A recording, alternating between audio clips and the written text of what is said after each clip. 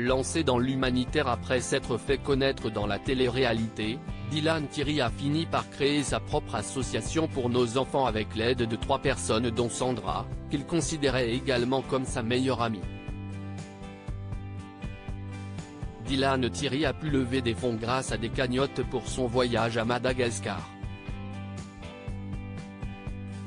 Visé par une enquête du parquet de Paris pour abus de confiance, il a bien voulu prendre la parole auprès de Tech Echo. Dylan Thierry @YouTube. La transparence sur les dépenses suite aux 3 cagnottes lancées, l'association a pu récolter un total de 261 197 € en un an seulement. De cette somme, il ne resterait environ plus que 10 000 €. Je suis resté 3 mois dans le 4e pays le plus pauvre du monde à construire des maisons, à acheter des terrains, à faire des puits, à nourrir 1500 enfants par jour. A-t-il déclaré. Cependant, il lui est reproché le peu de factures qui existent pour justifier les dépenses faites. Aller à Madagascar et essayer de me ramener juste un stylo au bic.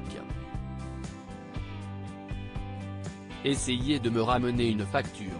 Il n'y a pas de facture, il n'y a pas d'électricité, tu ne payes rien avec la carte. Tu retires du cash et tu donnes du cash. L'argent des cagnottes aurait d'ailleurs été viré sur le compte bancaire personnel du luxembourgeois, afin qu'il puisse retirer de l'argent. N'étant pas français, il ne pouvait pas ouvrir un compte bancaire dans l'Hexagone, bien que son association soit quant à elle française. Achetant constamment de la nourriture pour les enfants, il a fini par arrêter de demander des factures qui, de toute manière, n'étaient pas officielles mais seulement écrites sur un bout de papier. En ce qui concerne l'absence du bilan de l'association dissoute par Sandra début novembre, donc moins d'un an seulement après sa création, Dylan Thierry déclare « Le bilan n'est pas obligatoire parce que l'association n'a pas atteint ses 1 an d'après les dires de Sandra.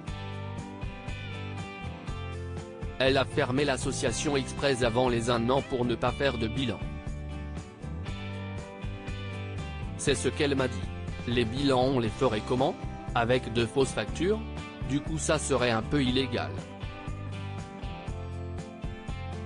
Cependant, Sandra et la trésorière de l'association avaient, de leur côté, déclaré avoir demandé à Dylan Thierry de payer un comptable pour faire le fameux bilan, ce qu'il aurait refusé de faire. De fausses plaintes? En ce qui concerne les 5 personnes qui ont porté plainte contre lui en janvier dernier pour abus de confiance, Dylan Thierry affirme que, parmi elles, se trouvent notamment Sandra ainsi que sa trésorière et 2 membres du collectif à vie qui lutte contre les dérives des influenceurs. Dans l'interview de Tech Echo, Dylan Thierry dit qu'il se serait ligué contre lui et parle même de fausses plaintes. 2 de mon association qui portent plainte contre moi juste pour se dédouaner, 2 personnes du collectif à vie qui sont en train de parler avec la justice, faire des grands débats sur Dylan Thierry, et ils n'ont pas assez de plaintes alors ils font des fausses plaintes comme ça. Vous imaginez comme c'est sale? Regardez, je mets 5 € dans la cagnotte pour pouvoir porter plainte. Chaque donateur peut en effet demander des comptes afin de savoir ce qu'il est advenu de son argent. Contactée par Tech Echo, Elena, membre du collectif à vie accusée par Dylan Thierry d'avoir fait une fausse plainte, a confirmé avoir bien mis de l'argent pour savoir où celui-ci allait. Cependant, elle n'aurait pas prémédité la plainte. Si est seulement lorsque Sandra et la trésorière ont porté plainte que j'ai décidé de m'y joindre. Accusation de proxénétisme et de trafic d'enfants. Dylan Thierry a aussi été mis à mal par des notes vocales dévoilées par le rappeur Booba sur Twitter.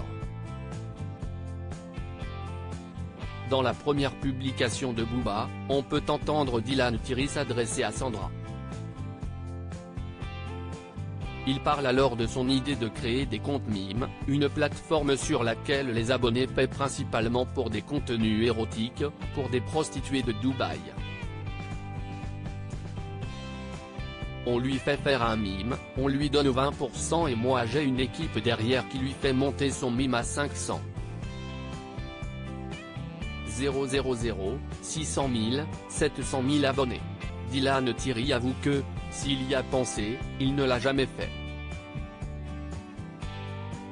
J'ai dit ça parce que j'étais dans l'euphorie. J'ai parlé comme un débile, des fois je suis un débile, je le sais mais ça me porte préjudice. Oui, j'ai parlé à ma meilleure amie d'une idée de merde mais je ne l'ai pas fait. A-t-il déclaré.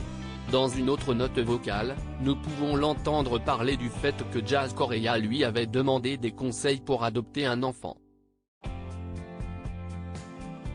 Dylan Thierry envisageait alors de lui facturer une adoption 100 000 € pour se prendre tout dans sa poche.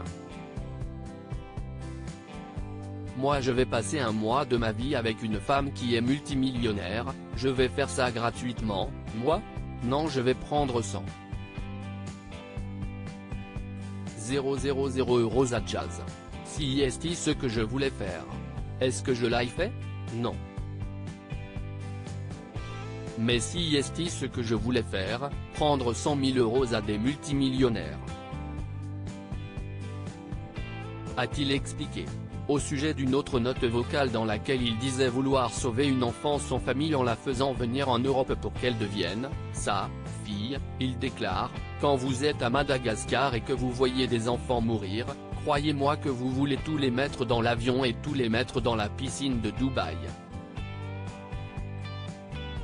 Je ne l'ai pas fait, parce que si est illégal mais j'ai vraiment envie de le faire. Que pensez-vous de la défense de Dylan Thierry?